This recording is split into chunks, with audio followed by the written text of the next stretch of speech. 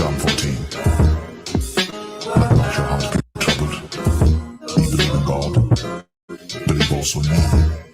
In my Father's house are many mansions. If it were not so, I would have told you.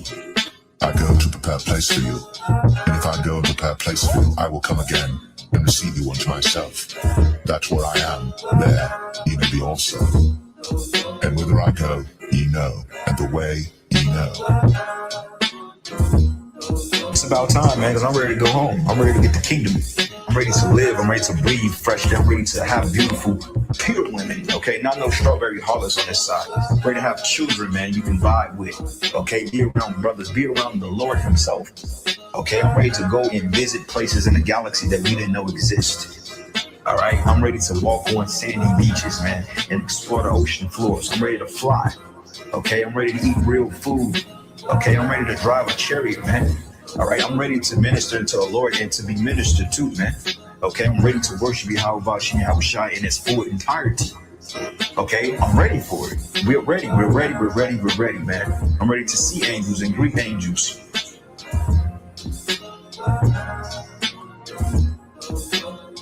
But as it is written, eye hath not seen, nor ear heard, neither have entered into the heart of man the things which God hath prepared for them that love him. But God hath revealed them unto us by his Spirit. But as it is written, eye hath not seen, nor ear heard, neither have entered into the heart of man the things which God hath prepared for them that love him. But God hath revealed them unto us by his Spirit.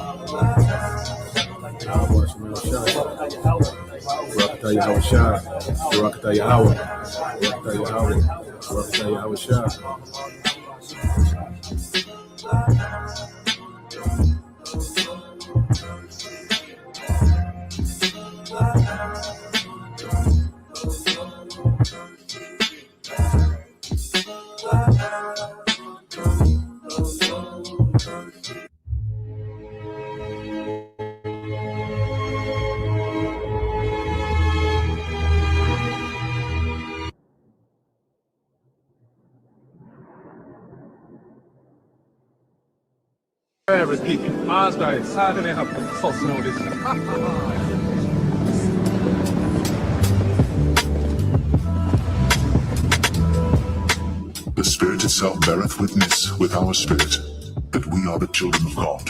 And if children, then heirs, heirs of God, and joint heirs with God. If so be that we suffer with him, that we may be also glorified together. For I reckon that the sufferings of this present time are not worthy to be compared with the glory which shall be revealed in us. For the earnest expectation of the creature waiteth for the manifestation of the sons of God. For the creature was made subject to vanity, not willingly, but by reason of him who hath subjected the same, in hope, because the creature itself also shall be delivered from the bondage of corruption into the glorious liberty of the children of God. For we know that the whole creation groaneth and travaileth in pain together until now. And not only they, but ourselves also, which have the first fruits of the Spirit, even we ourselves groan within ourselves, waiting for the adoption to it, the redemption of our body.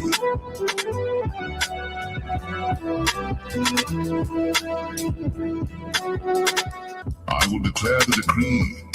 The Lord hath said unto me, Thou art my son. This day have I begotten thee. Ask of me, and I shall give thee the heathen for thine inheritance, and the uttermost parts of the earth for thy possession. Thou shalt break them with a rod of iron. Thou shalt dash them in pieces, like a potter's vessel. Be wise now, therefore, O ye kings. Be instructed, ye judges of the earth.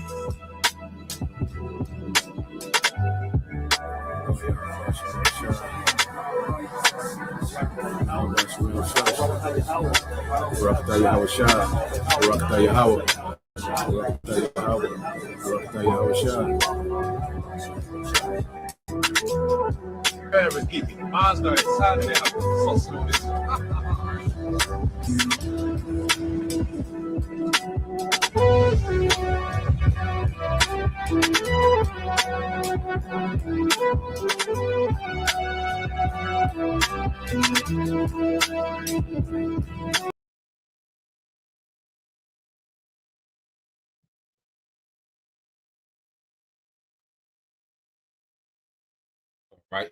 Shalom. Shalom. First and foremost, I would like to give all praise and glory unto Yahweh Bahashem, Yahweh Shah Bahashem Makakadash, and double honors unto the apostles and the elders of GMS who rule well, teach well, being great examples towards younger brothers. And peace and blessings and salutation to the hopeful lake out there pushing his word and truth and in sincerity across the four winds in the name of Yahweh Bahashem, Yahweh Shah Bahashem Makakadash, pushing to get up out of here. Shalom to the hopeful elect, the believers, the listeners whom have came back to the obedience of the scriptures through faith in Yahweh by Shemal Shai. All right. So just want to go into this morning news and prophecy. Of course, dealing with the war tensions, and how, this thing is turning, into a world war. All right. As we're seeing, more nations, get involved. All right. Nations are beginning to cross paths. Okay, wars are beginning to overlap one another. And this is all the will of the Lord. These things were told to us, in prophecy, man. You know. So now the things that were told, before, that were spoken of before, we're seeing it play out. Prophecies that are over 2,000, 2,500 years old, okay, are playing out real time today. And that's the Lord showing, that He is. All right. And prophecy should be a faith booster, for the hopeful elect, because as we see, the things that we read about, the things that we believe in, okay, we're seeing our faith, play out real time because we know where this war, all right, leads to, man. And it's the second coming of Yahweh Shai, okay? And the devil, in the midst of this war, he's attempting to roll out a technocracy, which is going to fail. He's going to get to a certain point. All right, the Lord's going to allow him to make certain progress, within his agenda, but then it's going to be, destroyed by the judgment that's to come from on high.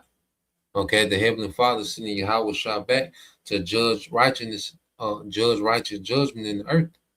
Okay, and Esau is going to be at the forefront of their righteous judgment that's getting ready to come to the earth, man. So let's get a few precepts, and then we'll go into some updates of what's happening. But when you go here, let's go to, let's get this in the book of Isaiah first. Isaiah 46.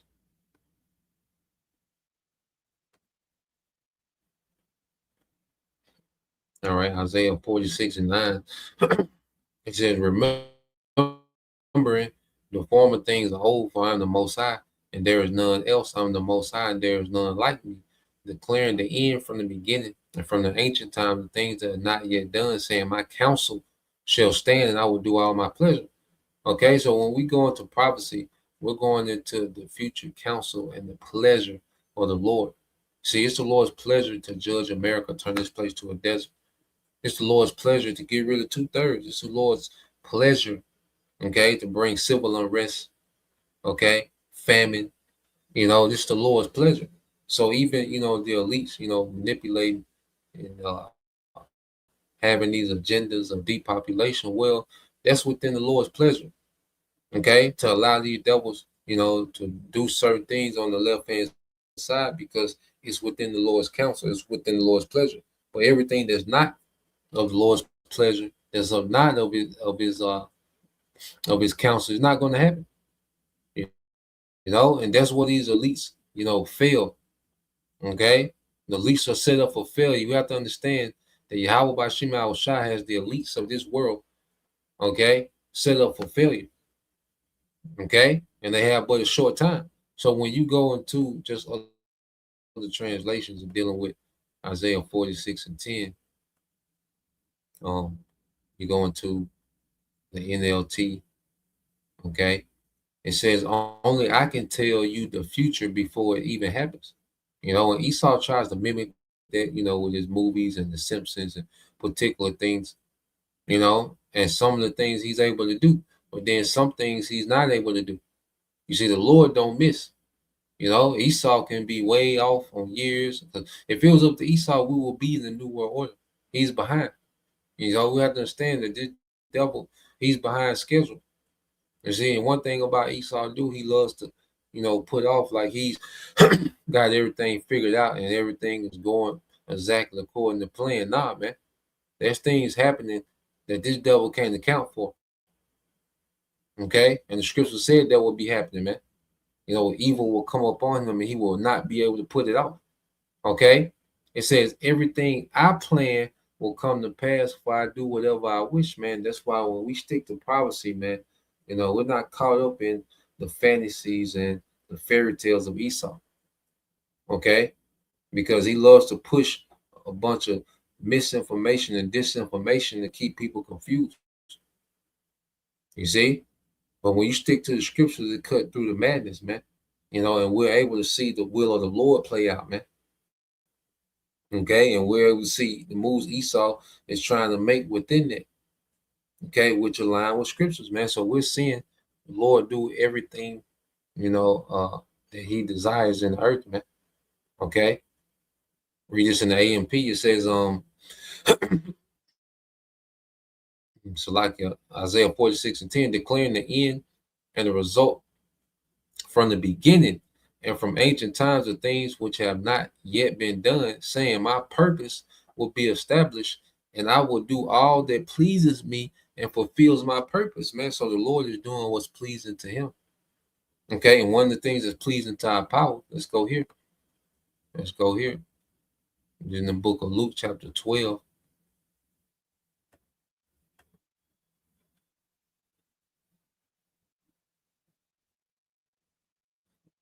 This is the book of Luke, chapter 12, verse 32. It says, matter of fact, I'll start at 31.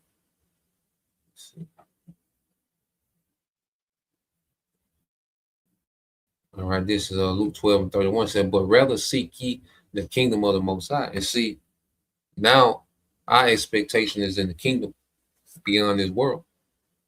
You see, as we prepare ourselves, as brothers, as men, preparing ourselves, Lord will be joint heirs with Yahushua.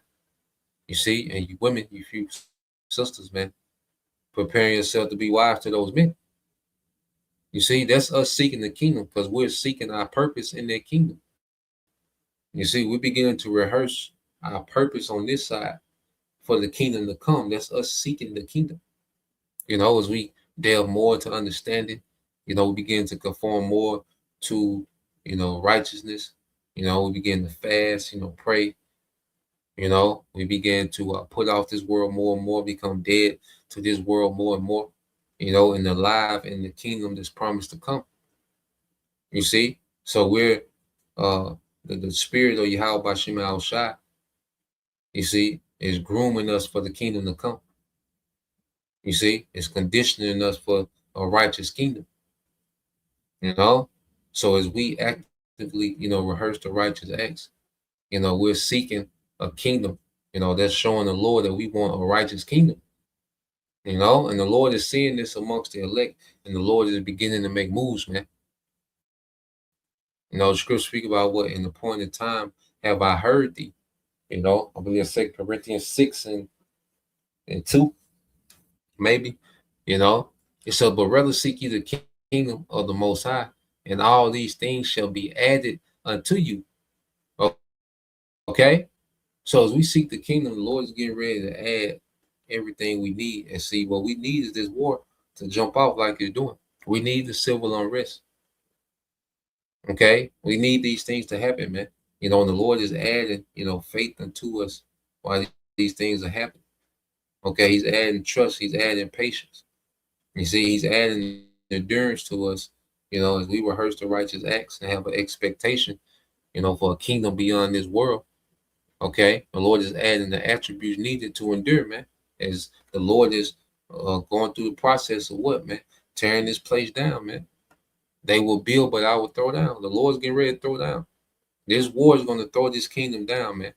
The same thing that these devils, all right, the same tool that these devils all right, wanted to use, okay, to reset, their kingdom, to do a global reset with this same tool. This war is going to end, okay, this global reset, okay, of a new world order, this global ambition of a new world order. Because it's going to be a global reset, but it's going to be in righteousness under the authority of Yahweh, man.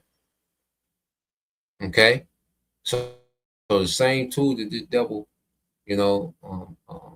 used, to attempt this new world order is going to be the same tool that puts him in slavery. Okay? And that ends, this whole kingdom, man. And everything that the devil is built up is going to be destroyed. So you read verse 32, because remember, in Isaiah 46:10, it said the Lord was doing his pleasure. So what's one of the Lord's pleasures? It says, fear not, little flock, for it is your Father's good pleasure to give you the kingdom. Okay? So it's the Father's good pleasure to give the kingdom to his people, man, beginning with the elect, beginning with establishing his son, Yahweh Shai, the King of kings and Lord of lords forever, man, in righteousness, man. So the Lord is a part of the Lord's pleasure, a part of the Heavenly Father's pleasure is to establish the kingdom of Israel in the earth, man, the true Israel, man. Okay? And before that happens, we know there has to be what? A war. Okay? Because our rulership is going to be established through a righteous war. Okay? That's going to be waged by Yahweh Shai at his return. Isaiah, Revelation 19 and 11. Okay? If your brother want to get that, Revelation 19 and 11, Bible shot. But this is the book of Luke 21:6. It says, as for these things which ye behold, the days will come, in the which there shall not be left one stone upon another, that shall not be thrown down, speaking of the temple. Okay? Because this will be the beginning of our great falling away, before we would awaken in these latter days, before, okay, all the judgment will come to pass. You see? And it says, and they asked him, Master, saying, Master, but when shall these things be? And what signs will there be when these things shall come to pass? And he said, take heed that you be not deceived. For many shall come in my name, saying, I am anointed, and the time draweth near. Go ye not there after them. Okay? Because this spirit, people being the chosen one, people, being these figures that should be followed. That's the spirit, even with this culture of podcasts, and influencers. Okay. You have all these different voices speaking as if they have the way. Okay. There's some type of salvation, man.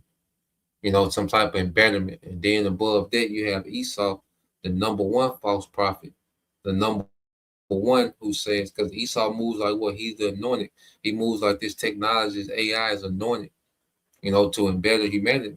And he's going to draw a lot of people to follow him, man. Okay? So this is the atmosphere that will be happening, before the second coming. But when ye shall hear wars and commotions, okay? And that's all we're hearing, wars and commotions. This, you got nations going at it, Ukraine and Russia been at, war. Iran and America on this on and off war. And then you have these different commotions amongst, these other nations that are being pulled into this theater of war, because these wars are beginning to merge into one unified war. And we're going to go into that, man. It says, be not terrified, for these things must first come to pass, but the end is not by and by. Yeah, so as we're seeing these things, we know that what this technocracy has to get to a certain point before this war gets out of hand. So what we're seeing, the Lord just has this war, peeling along, all right, is going along. And every now and then you will see another nation get involved, or let's say these wars begin to overlap.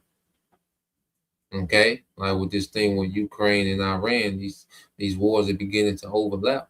So we're going to see, more nations get more involved as this war, continues on this path. And while this happening, these devils are going to be attempting, a technocracy, man. You see, and when they get to a certain point with that technocracy, man, the Lord's gonna turn the knob up on this war, man. Okay, so let's go from there. Let's let's get this one first.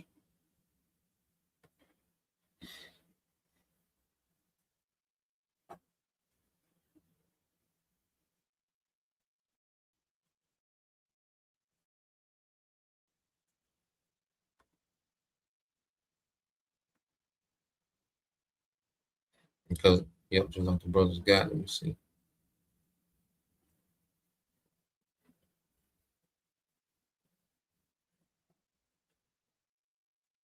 All right, this is the brother. You call hopeful 144, Revelation 19:11. It says, "Now I saw heaven open, and behold, a white horse." And this is all right. Chariot. This fathership. This white horse. He described it as a white horse. It says, "And he that sat upon him was called faithful and true, and in righteousness he doth judge and make war." Okay, so the Lord is conjuring up a war, so Yahweh Shah can come, okay, and make war and righteousness against all these heathen, man.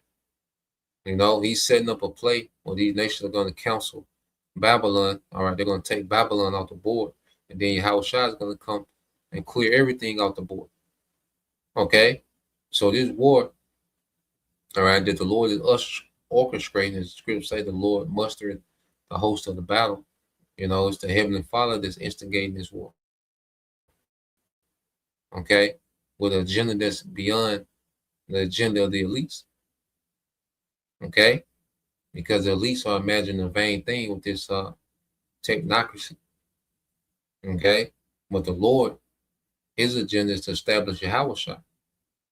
You see, and it's going to be the Lord's agenda that's going to triumph. All right, what the elites got going on. Okay, so let's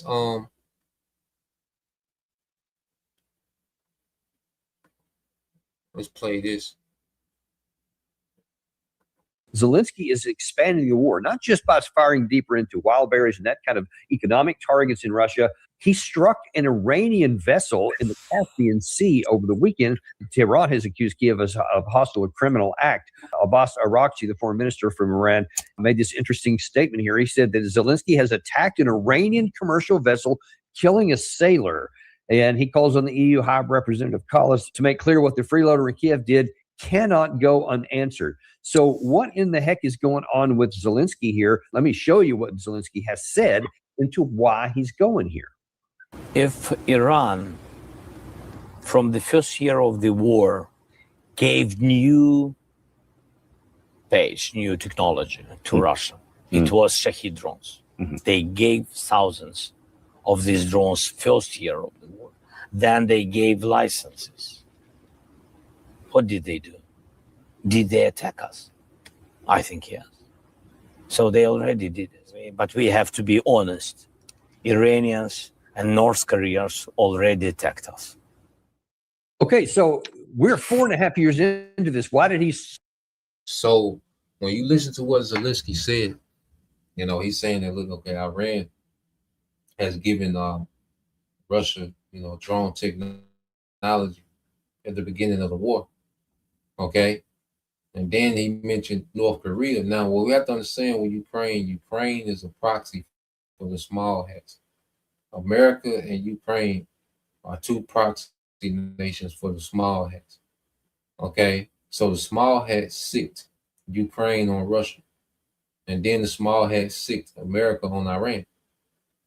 Okay. Because as they go into this new world order, you see, it's a battle for resources, it's a battle for regions, it's a battle for leverage. And these small hats want, all right, a weaker Russia and a weaker Iran, and they want to establish what the greater Israel project with no threat to their sovereignty, man. Okay? So when you look at, as scripture say, the least of the flock shall draw them out. The small hats are behind, all right, America and Iran and Russia and Ukraine. Okay? With Ukraine and America being nothing but, all right, attack dogs for the small hats. Okay, so now what we're seeing is, Ukraine, has struck, all right, this Iranian vessel, taking cargo to Russia. Okay, they killed the sailor, injured a few, and Iran said they can't go unanswered. So it's gonna be interesting how that's gonna play out. But see, now Ukraine, okay, is overlapping. The Ukraine and Russian war is overlapping with the America, all right, and Iran war. You see, so now you have an overlap, okay, with nations that are already at war, but you have this war between Russia and Ukraine overlapping into the war with Iran and America. Now you have a new player because he said North Korea attacked us too. Okay, so that adds a new player, that activates a new player. How's North Korea going to respond to that? Because he just said this July 26th, so this was 2 days ago. That interview was 2 days ago. Okay, pretty much putting what North Korea on notice. All right, North Korea already has troops, helping with the war in Ukraine. And North Korea said they would send troops to Iran if America did a ground invasion. Okay, so what you're seeing is the Lord is pulling these nations into this war. All right, and this is what's going to start a world war. Right now it's regional. Next phase is world. Okay. Then you had the Kirk Starmer, all right, the former British Prime Minister that stepped down, okay, because he kept saying, look, we're not getting involved in this war. We're not getting drugged into this war. So he resigned. They ran that nigga off, okay, and this new guy has given America permission to carry out strikes. All right, these B-1 bombers, and these B-2, B-52 bombers to stage them in, the UK and do strikes from the UK going into Iran. Okay, and Iran said whatever nation is aiding and helping America do strikes is now a part of the war. So you got UK that has got a little more involved in the war by allowing America B-52, B-1s, and B-2s, okay, to be staged and, potentially do bombing campaigns on Iran. You see? So now you have another player being activated. Then you have Yemen and the Saudis. They, all right, have started their back and forth. Okay? That's another 2 players that have been activated. So what we're seeing is all these hot spots in this war is starting to light up. And everything is interconnected. Okay? And these relationships that we see these nations have, it all lines up with prophecy, man. What you're going to get. You see? So let's jump ahead a little bit, play a little bit more of this. Just went into that to sum up what's going on. All right. Let's start. Bar owners and store owners. He's a thug. He's a straight up thug. But it's hard to be a thug when suddenly it turns out that because the thug's only good if people think that the big boys are coming through to break your neck. Boys, you're going to pay the payout. But now Waltz is confronted with the fact that there are no big boys. There's a bunch of old men with bad knees, arthritis in the hands, limp along, torn rotator cuff, and nobody's afraid of these people anymore. America's been shown to just be this empty shell of a power. We can't beat Iran. Let's just let that sink in for a second. We can't beat Iran. Not only that, Iran is beating us. Yes, ladies and gentlemen, we're losing this war. We lost this war. Iran hits us hard. We're blowing up empty buildings. We don't know what we're hitting at all. And we don't have the ability to go deep anymore.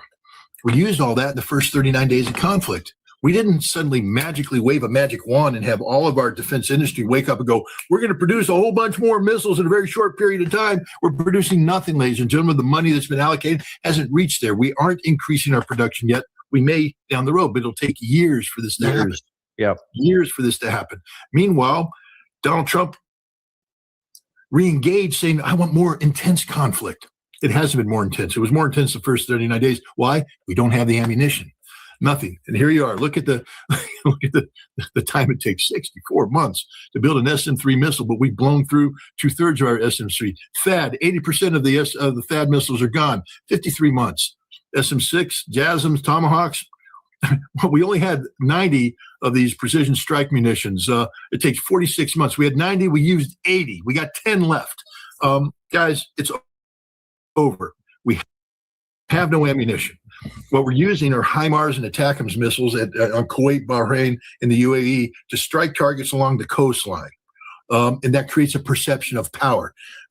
We use these JDAMs, which is basically the joint, the standoff bombs, but they're not powered. So that your airplanes have to go high, drop, satellite guides them in on the target. Well, one of the problems with JDAMs is they get jammed. I mean, people... Go look at what the Russians are doing to the JDAMs by the Ukrainians. They're jammed. They get shot down. All that. We're not hitting anything. And what we go in with deep, we're bombing empty buildings. We don't know what we're striking, and we're just burning through ammunition. And Donald Trump said, I really want to put the pressure up. And the military came to him and said, we can't. We don't have anything left. And if we continue this, we'll be totally defenseless right now. All of our air defense is stripped away. And the Iranians have ballistic missiles that will never end. And right now they're doing a lot of harm to us. They're taking out hangars that they shouldn't be taking out, but they're taking them out. And if we continue this war, they'll take out all of the hangars. We'll have nothing left. We've lost this war, so we stopped the war. Now, he hasn't declared a formal cease. We just stopped bombing. And now the Iranians went out and said, well, you stop bombing, we'll stop our missiles. So there's a ceasefire that isn't a ceasefire. And this is the reality right now. We through. Okay, out of there, man. And see, and I'm thinking about because America was sending a lot of weapons to, America has been sending over the years, over the last, especially since October 7th, and since the war in Ukraine, America has been sending a lot of weapons to the small hats in Ukraine.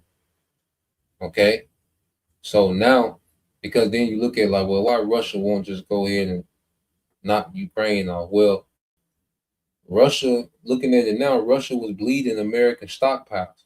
You see, American manufacturing is trash when it comes to war manufacturing. American military industrial complex is meant to make these contractors rich. It makes America look good on paper that they spent $1 trillion worth, on their military. So it looks good on paper. But then when you get into the actual effectiveness of the equipment they got, it doesn't match the $1 trillion price tag. And that's why America is looking like a paper tiger. Because on paper, it looked like unstoppable. But then in real combat, these weapons, all right, are hard to manufacture, and then they're extremely overpriced. Okay, they're overpriced for the sake of enriching these few contractors, man. Okay, and everybody's getting a kickback within the government from these contractors. All the senators and congressmen and these different these different government officials, they get a kickback from the contractors. So war's a racket for these Edomites to get rich. Now America has a powerful military. Okay, but it's way more powerful on paper than it is in real life. Because you can be the most powerful military, okay, and still be way over hyped based on paper. So what the American military is facing is the reality of their strength. Okay, it's still a strong military, all right, but first you're fighting far away from home. So you got to have all these logistics to rearm yourself. Iran is able to create missiles as they fire them because they shooting from the house. Okay, the manufacturers, all right, the factories that create these missiles and drones are underground and can't be hit. So they're able to constantly make missiles as they're fighting. So every time they pause, Iran is just, look, we're gonna fight how long you want to fight, and we can pause how long you want to pause. Nigga, we win either way. Because we can manufacture, okay, as we fight. And then when we not fighting, we can just continue adding to our stockpile. That's why Scott really said these niggas got ballistic missiles that never end. Okay?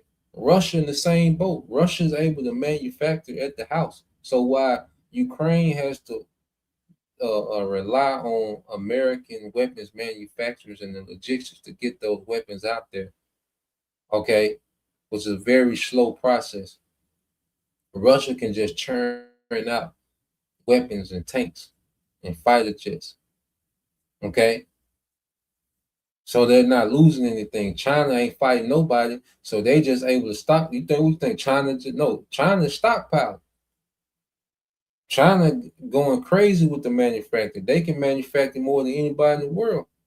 So they just over there manufacturing and stocking missiles up, man. The Lord got these nations souped up to do what they need to do in prophecy, man.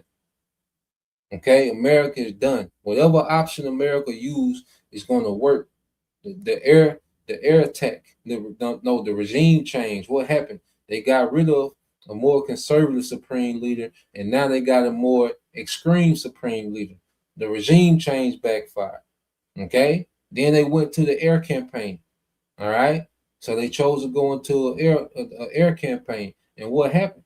Iran answered their air campaign with drones and ballistic missiles and began to destroy American infrastructure in that whole region.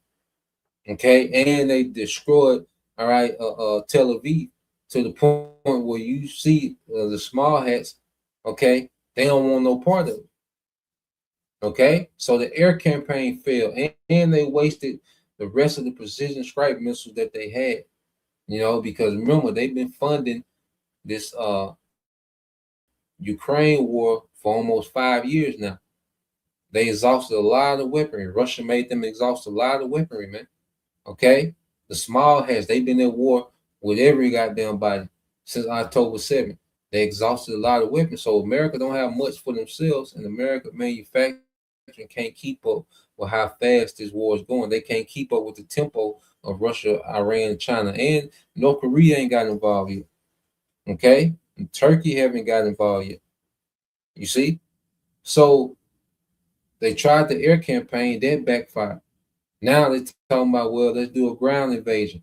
That's going to backfire. And then what's going to be the only option left is a nuclear option. When America and the small has decided to go nuclear, that's going to backfire, man. You see? So there's no option. There's no good options for America, man, and these small hats. Okay? Every option, okay, is going to be countered with prophecy, man, and they're going to lose. So now let's go here, and then we're going to get into Ezekiel 38. See, now Ezekiel 38, you know, should begin to make more sense, you know, even more. Okay? So let's see.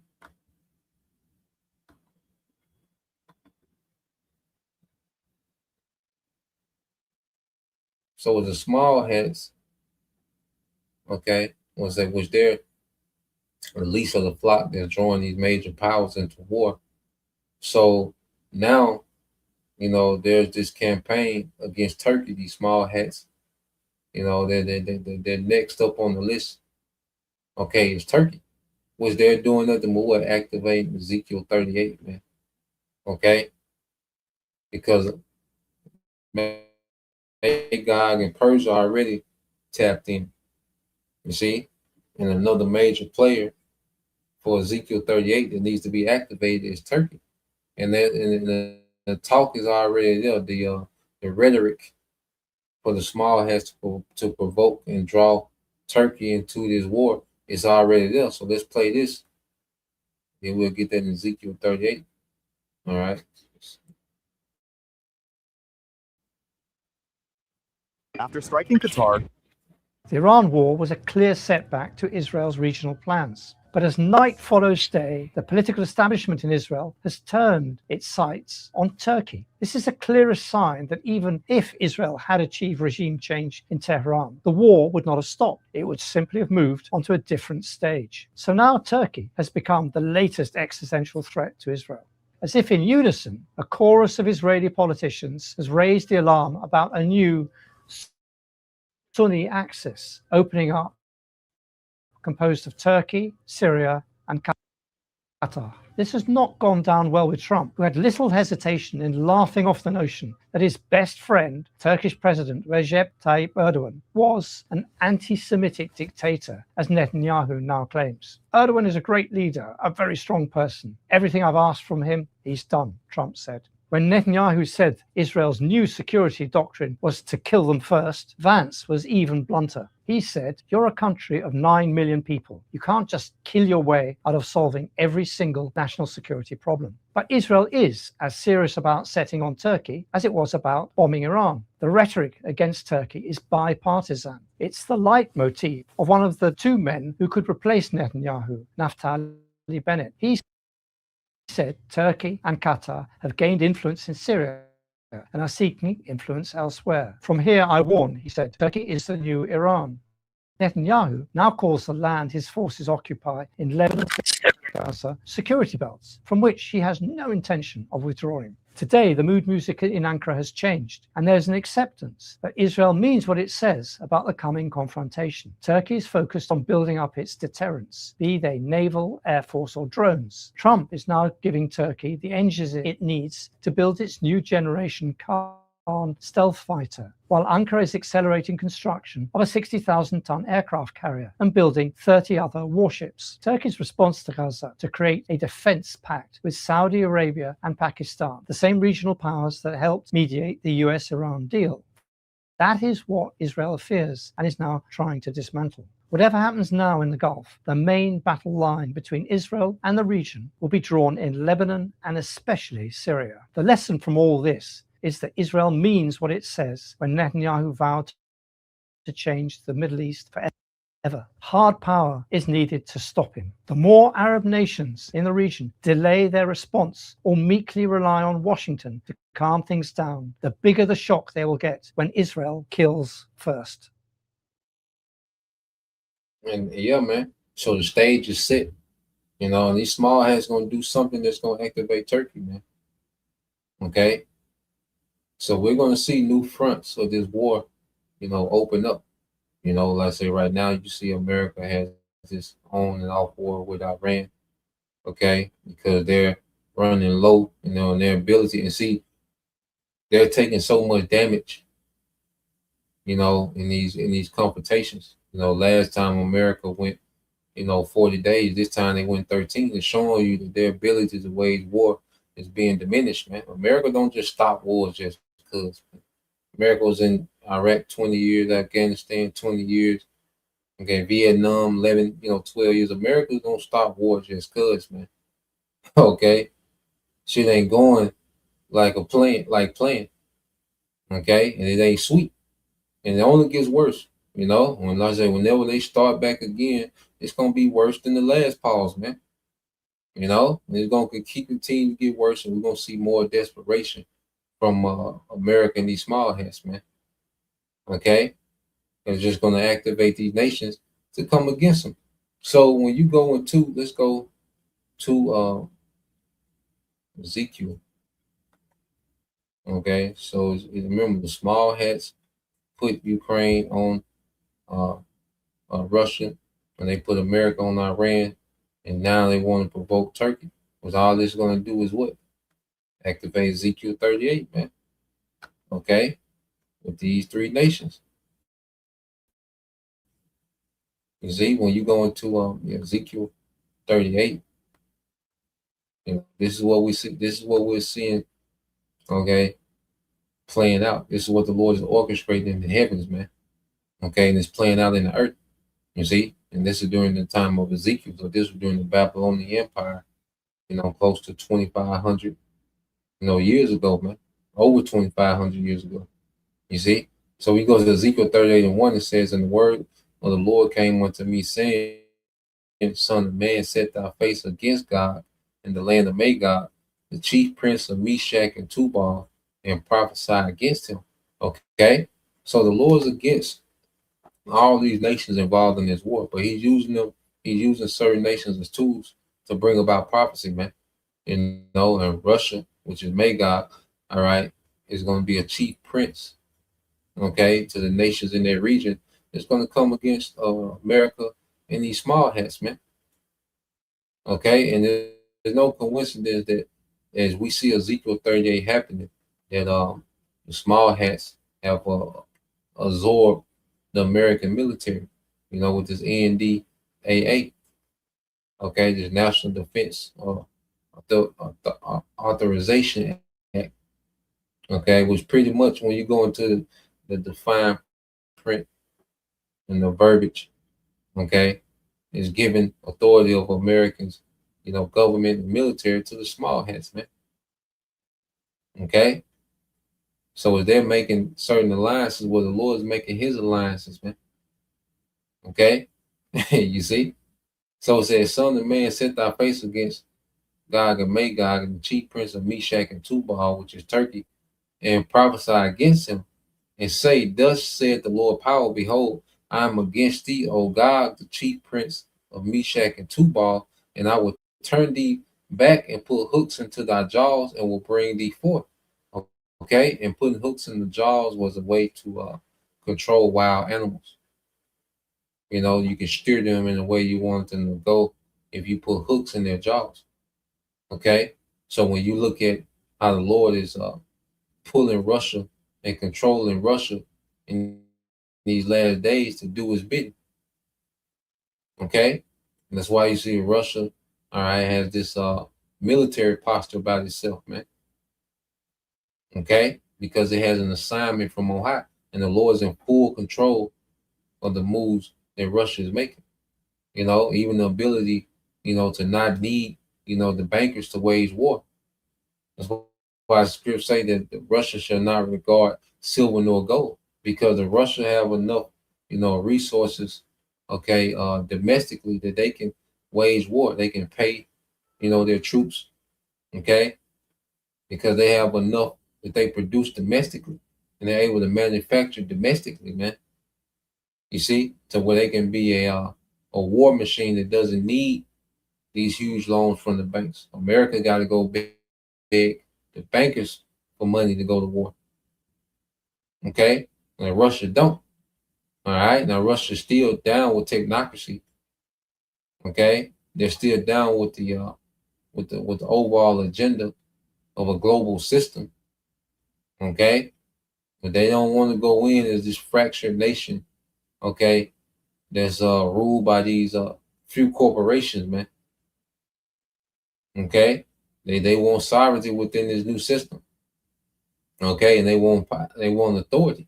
You see, so it says, and I will turn thee back and put hooks into thy jaws, and will bring thee forth in all thine army, horses and horsemen, all of them clothed with all sorts of armor, even a great company with bucklers and shields, all of them handling swords. Yeah, so you see, when you look at their region, because Russia is responsible for a lot of missile technology, of Iran, North Korea, because really Iran went to get missile technology from North Korea after their war in the 80s. And it was North Korea got this missile technology from the Soviet Union, okay, Russia, which we know when you had after World War II, and you had what you call Operation Paperclip, or America, they went and grabbed a bunch of those German scientists, okay, those scientists, those teaming knights, okay, because Germany was advanced, man. It took America and Russia to take down Germany, because Germany was kicking, all right, Europe ass, man. Germany was kicking the whole continent of Europe ass, man. You see, before America and Russia had to get involved, okay, because they were so advanced, technologically wise, those Germans. You see, with those scientists, from that German, that German Nazi army, okay, the 1940s. Well, you had a bulk of them go to America, and the bulk of them go to Russia, because Russia had their form of Operation Paperclip. It's a Russian name, you can look it up. But uh, America got like 1,500 of those scientists, and Russia got like 2,200. And what do we see? We see Russia, they got into space first. Okay, they put a satellite in orbit first. You know, there was a step ahead of America technological wise. But what happened? You see, uh, Russia didn't have, the finances of the bankers like America had. So eventually the USSR, it broke up due to what economic collapse. Because it wasn't being propped up by the bankers like that. And after that you had the bankers, certain bankers and oligarchs, Russian oligarchs. They broke the nation, Russia up into sections and began, to rule, as oligarchs, man. Okay, with puppet leadership, and then Putin, which he came to power through war. You see, and he began to chip away at the oligarchs in Russia, but ultimately, because that's not to be long-winded, but ultimately saying all that to say this, maybe we'll tap into that, specifically another day dealing with Russia. But ultimately, saying all this, Russia has a lot of that technology, that missile technology from the Teamanites after World War II, and it gave that technology to North Korea. North Korea gave it to Iran. Okay, so this Russia being the chief guard into these nations, where we're seeing it play out. To where now you have all these certain nations, China, I say even North Korea, even Turkey. Okay, they're all being armed with bucklers and shields. You see, they all strapped down, man. Okay, and they're creating this alliance. It said Persia, which is Iran, Ethiopia, Libya. These African nations, which you have Russia that has influence in these certain African nations, namely Ethiopia and Libya, but other African nations as well. It said all of them with shield and helmet, Gomar, okay, which is Turkey. You see, and when these small heads, they're going to do something that's going to activate. All right, Turkey, man. Okay, it said Gomar and all his bands, the house of Togomar of the North Quarters and all his bands, and many people with thee. Be thou prepared and prepare thyself, thou and all thy company that are assembled unto thee, and be thou a guard unto them, man. So we're seeing, Russia on the forefront, okay, of equipping these nations, okay, for war.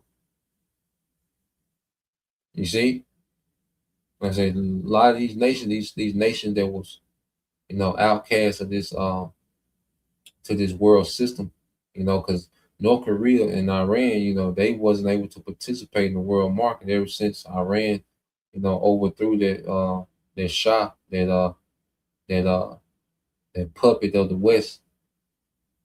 Okay, ever since they overthrew him, Iran has been locked out, the global market.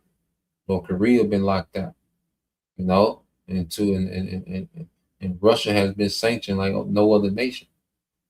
Okay, so you have this, black market where these nations, what they call a sanctioned economy.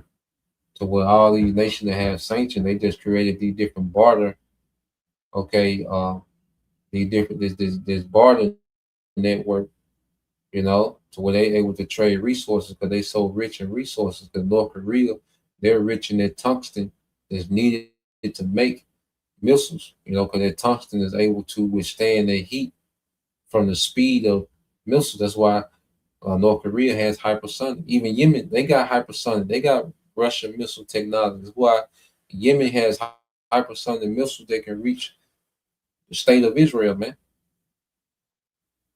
Okay, hundreds of miles away. Okay, because they tapped into their Russian weaponry, man. Hezbollah has Russian weaponry. You see, so when you look at how the Lord got this thing planned out, man, it's all lining up with prophecy, man. Okay, now when you go here,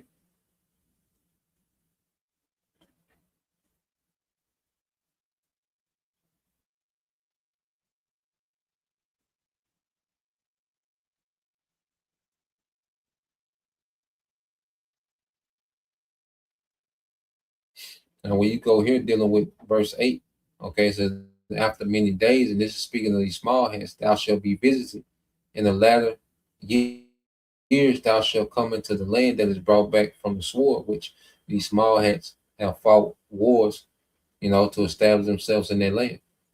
Okay, it said, it is gathered out of many people against the mountains of Israel, which have been always waste, but it is brought forth out of the nations, and they shall dwell safely, all of them. Yeah, because these small hands for the longest, they fought these wars, established themselves in their land. They've been able to dwell safely. They had a moment, these small hands getting all this welfare. They did the situation with, the H costs, and they was getting all this sympathy of the world. Okay, and these small heads had it made. They was able, because they had, all this Western military power backing them, that they were just able to bully these nations around them, and they was dwelling in safety. It says, and thou shalt ascend and come like a storm, and thou shalt be a cloud to cover the land, thou and thy bands, and many people with thee. So this is speaking of, all right, an invading force that's going to come to the land of Israel, these small heads. And it's going to be what? Russia, Iran, Turkey. Okay. You see, it's going to be it's going to be at the forefront of that alliance. You see, you're going to have, these proxies that's helping Yemen, Hezbollah. Okay. But at the forefront, you see, it's going to be Russia, Iran, and Turkey. Okay, it's gonna get at these small hats, man, because they know they know the small hats are the source. Okay, this conflict. Russia knows that these small hats put Ukraine on them. Okay, Iran knows that America is fighting this war because of these small hats, man. Okay, so they're gonna get these small hats in America at the same time, and that's why in the spirit, I say they did this NDAA, all right, agreement that combines the militaries of America, all right, and the small hats, because they judgments are one and the same. The difference is America will never be built up again, okay, but the land of Israel will, but it has to be cleansed through fire. You see, it said, thus said the Lord power, it shall also come to pass that at the same time shall things come into thy mind, and thou shalt think an evil thought, and thou shalt say, I will go up to the land of unwalled villages. Yeah, so the Lord, the scripture said, the heart of the king is what? In the hand of the Lord. You see? So it's the Lord, all right, that's going to put an evil thought in the mind of Russia and his allies, man, to just go all out on the state of Israel and America, man. You see? Because ultimately it's talking about them getting at these small hats in the state of Israel, man. But on the bigger scale, they're going to get at these small hats and America, man. Okay, it says, and thou shalt say, I will go to the land of unwalled villages. I will go to them that are at rest, that dwell safely, all of them dwelling without walls and having neither bars nor gates. Okay, which is no defense. And we see America being depleted, okay, of any defense. And on the small hats are depleted of defense, man. So the small hats in America are going to be two unwalled villages, man. It's going to be taken by this alliance that the Lord, okay, is orchestrating these last days, man. You see, the Lord is mustering up the host of the battle, to fulfill prophecy, man. So, yeah, man, it's beautiful to see these things, play out, when it's happening, real time. All right. So we're gonna keep, watching these things, dealing with the war, see who's gonna respond, and what new players are being, activated, what new fronts are opening up. Okay, and then you have this too. We don't know how true it is, man, with the numbers, but let's play this. Let's play this. Dealing with numbers on the death on the death toll. Okay, of American soldiers, man, because America tapped out quick, man. 13 days they got out of there, man. Okay, more if it continues with this policy. What I'm about to share with you in the next few minutes is nothing short of earth-shattering. Over the past 12 to 14 hours, the messages coming out of the Middle East have grown increasingly alarming, each one more explosive than the last. We are witnessing a tectonic shift in global power dynamics, the likes of which we have not seen in decades. The so-called indispensable nation, the self-proclaimed global sheriff, is bleeding out in a desert quagmire of its own making, and its leadership is desperately, pathetically trying to hide the body count from its own people. The narrative that Washington has been peddling for weeks is collapsing in real time, and today, we are going to lay out the unvarnished, brutal reality of what is actually happening in the Persian Gulf. Let's start with the headline that should be dominating every front page on the planet, but is being mysteriously buried by the corporate media. The Iranian capital, Tehran, has officially confirmed through highly credible academic and military channels a staggering toll on American forces. Dr. Fouad Izzadi, a prominent professor at the University of Tehran and a well-respected analyst of U.S.-Iran relations, has gone public with explosive information. According to Professor Izzadi, he has personally reviewed a highly classified battlefield assessment document compiled by the Iranian military. This document, which he describes as a detailed operational log, meticulously documents the devastating effectiveness of Iran's retaliatory operations. And the numbers are absolutely mind-boggling. In just 13 days of these defensive strikes, a total of 600 American soldiers have been confirmed killed in action. Let that number sink in. 600. Yeah, man. Not 18, as the Pentagon ludicrously claims. Not 14, as the White House tried to adjust the figures to last week. 600 young men and women whose lives were thrown away in a war of choice that had absolutely no strategic benefit for the American people have been turned into statistics that Washington is desperate to sweep under the rug. So, and we know for one thing it's more than 18. Now if it's 600, which, Iran, of course, each media is going to be biased, but America is just ridiculous, okay, when it comes to their numbers, so you best believe it's closer to that 600 mark than some 14 to 18, okay, and that was just in 13 days, man. That equation can get up there, man, and I say Iran is still going light, okay, still going light, man. So it's just interesting to see these things play out, man. And America militarily is done. Okay, America militarily is done. All right.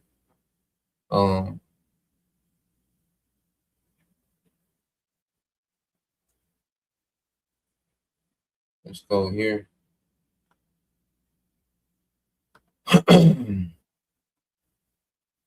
So when you go here while all this war is going on, all right, the devil, okay, he's still attempting to roll out, a technocracy, okay? Now, with the war, what they at least want to do, is called swift change, He wants to cause fear. He wants to depopulate. He wants famine. He wants these things to play out, so he can swoop in, with a savior, which is going to be technocracy. Now, let's see. Here we go. Let's play a little bit of this. I'm gonna put this a pretty good interview by the hour and some change, but we're gonna play a little snippet of it, okay? Because this technology has been a long time in the making. These devils have been building it out, and now it's to the point to where they're almost to the point where they can flip the switch. They need crisis, okay? They need desperation. They for sure, all right, got to get more compliance, okay, from America. So I'm gonna paste this in here and play a little bit of it.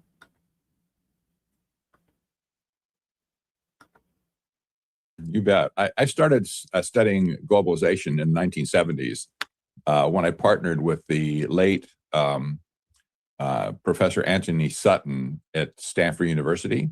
Well, he left Stanford when I met him, but we wrote on the Trilateral Commission. That was our specialty back then. He was an economics guy, a professor. I wasn't, but I was schooled in economics.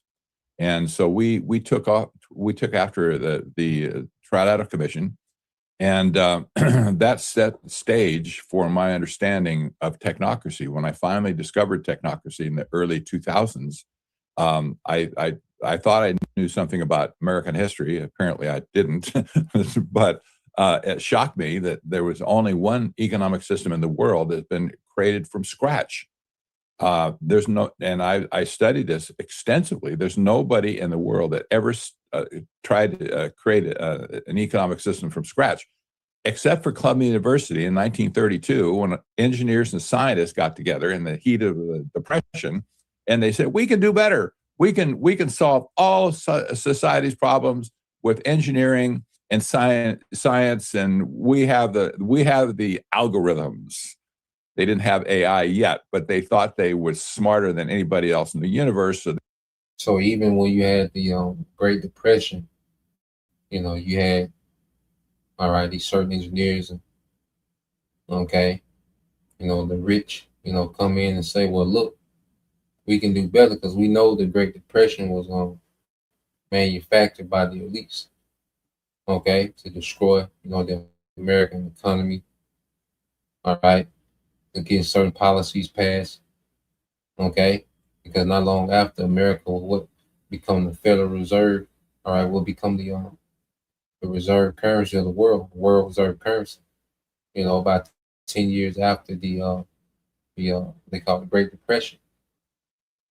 Okay, so they threw that pitch out there then, and that was almost 100 years ago, 95, years ago. They threw the pitch of a technocracy out there then. The elites weren't fully on board because the technology wasn't there, but as technology increased, okay, technocracy started making sense. They always wanted a global world order, these elites, and technocracy is the government, okay, that they see that they can pull it off because now the technology has caught up, okay, to the devil's ambition, man.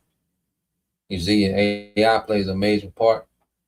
The devils feeling that they are in a position to pull this off, so where they can get ready to hit the switch and switch to a new system, okay. And all this is happening while the war is going on. Okay, so let's play this a little more. They set out to create a new economic system. This was what was picked up by Zbigniew Brzezinski and David Rockefeller in 1973, when they said, and this was their founding document with the Trilateral Commission. They said, we're going to create a new international economic order. We didn't understand that at the time because we had no visibility of historic technocracy. If we had, we would have said, new, we get it. There's new over here. There's new over there.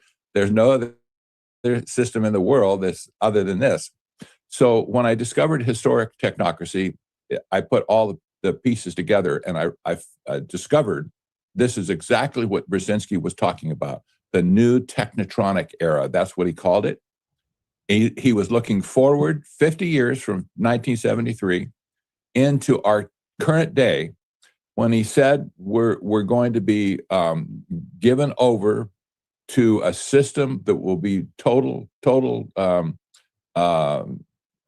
What I wanted to say, he used the term technotronic instead of technocratic, but this was his vision for the new era that was coming. When he said there was three errors, excuse me, there's three eras. He was looking the one behind then, in other words, before 73. Then he was looking at the current system era, and then he looked forward to the new era. We're in that new era now, and it's plaguing everybody. And almost everybody's missed this at this point. But let me tell you what happened. When the technocrats started in earnest to build the infrastructure for what we have today, nobody was paying attention of the seeds that they planted, even like in 2000. So picture yourself going down the street you've been down many times, and you look to the left or the right, and you see, oh, there's a building just shooting up. Maybe it's a multi-story building, and you go, where'd that come from? I didn't see that. Who did that? And it appears, right? Well, you know that building took a lot of planning, maybe years, to get all the permits, the studies, the engineering, the architecture, the investors all together. It might have taken years to get to the point where they could break ground and erect the building, right? This is what's happened to us today. There's been a slow building of all the necessary elements, and all of a sudden, technocracy is being erected on us all of a sudden. And so, people, like you said, people this year and late last year, they're figuring out where did this stuff come from? Like the surveillance stuff, flock cameras you mentioned, the surveillance, total surveillance system being erected, the digital currency the privatized digital currency that's being erected right now. The data centers, where do they come? Who saw data centers coming in 2024? There was nothing there. So we're dealing with a monster at this point. It's being erected in real time, and this is what we're going to talk about today. But we have to remember they've had a long time to prepare their chops, if you will, to get this thing erected like it's going up right now. Yeah, yep. So the devils, they've been laying the groundwork for this technocracy, and like you said, they have,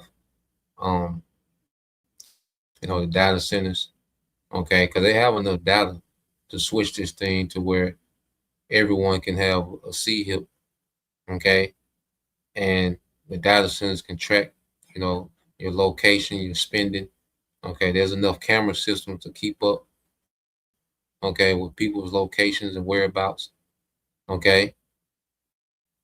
So the devil has built this thing out slowly but surely. But see, now this war is beginning to move faster than he anticipate, okay, and certain things are not going the way he wants them to go. So this is the devil knowing he have a short time that he's been, now the Lord is rushing this nigga to roll this thing out, okay. And if you could, bro, with that Psalm 64, if you can put the rest of the rest of the chapter up there, I think like 2 more verses, 9 and 10, okay, because this is perfect, to go into what, we're talking about. But yeah, if you can put verses, I believe it's 9 and 10. Yeah. Yep, 9 and 10. So yeah, let's go here. My brother got precept. So this is on the brother servants of Yahweh 144. This is on Psalm 64 and 5. It said they encourage themselves in an evil manner.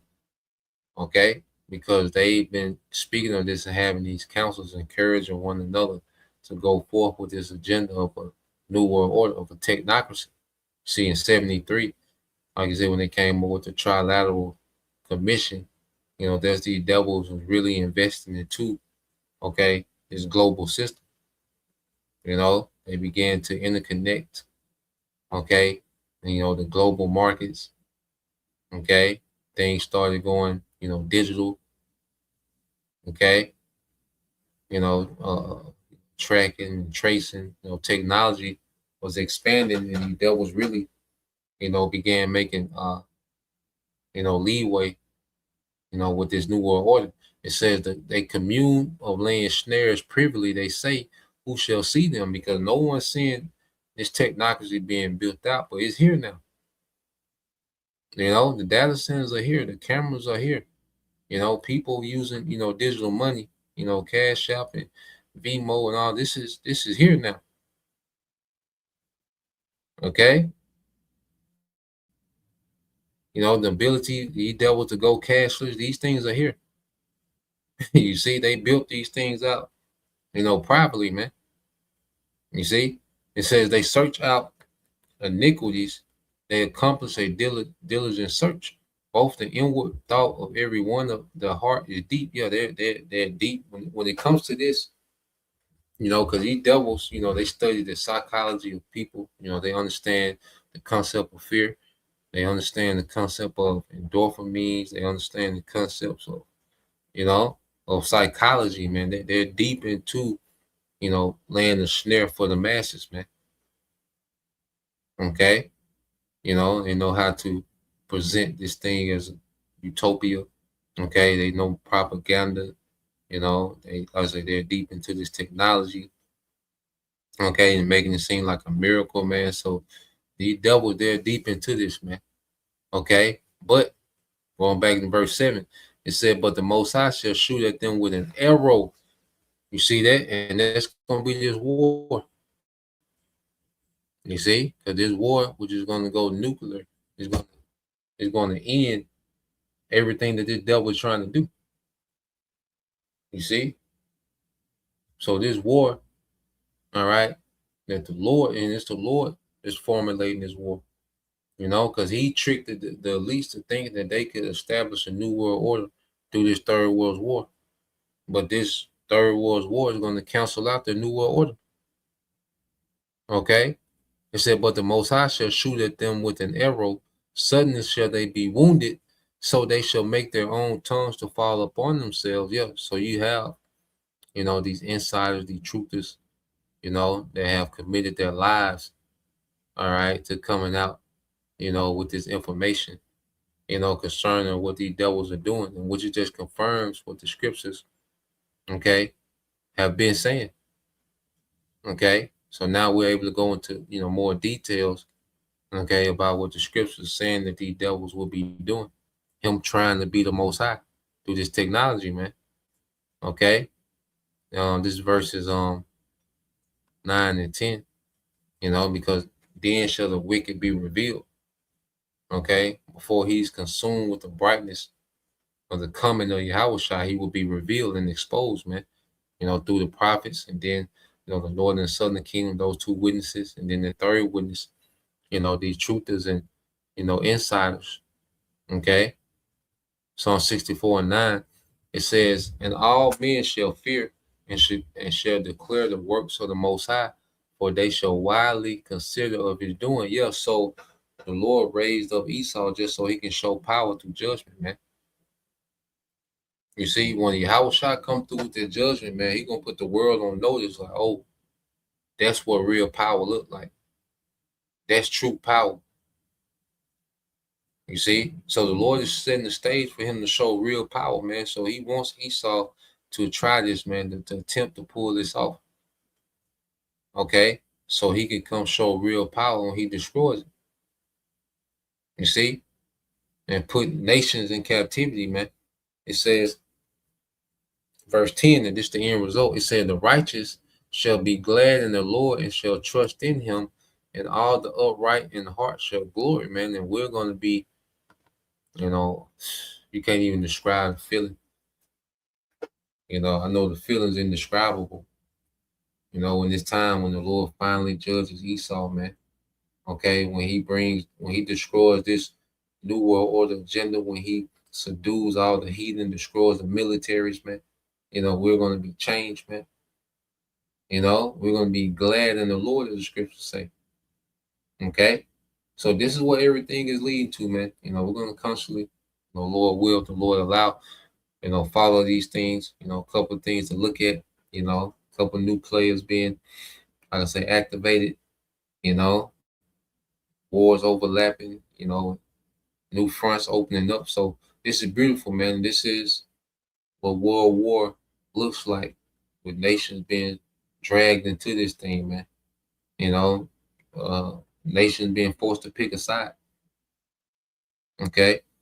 So Lord will, you brothers, all right, and you few sisters edified once again. I want to give all praise and glory unto Yahweh Bahashem, Yahweh Shah Bahashem, Kakodash, and double honors unto the apostles and the elders of GMS who rule well, teach well, being great examples to us younger brothers, and peace and blessings, salutations to the hopeful elect. Shalom.